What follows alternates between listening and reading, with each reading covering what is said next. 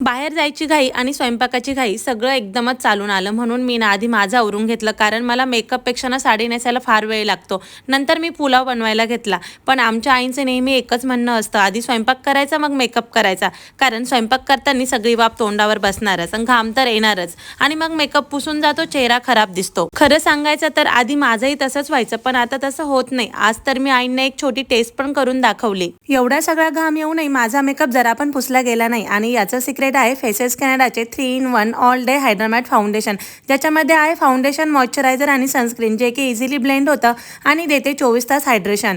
Build in कन्सिलरमुळे high coverage देखील मिळते आणि हे सर्व स्किन टाईपसाठी सुटेबल आहे. आणि प्लस मी वापरते फेसेस कॅनडाची कॉम्प्लिमेंट वाव लिपस्टिक. शेड तिचा मॅग्नेटिक आहे, त्याचाच मी ब्लश, आय शॅडो आणि लिपस्टिक अशा तिन्ही प्रकारे उपयोग करते.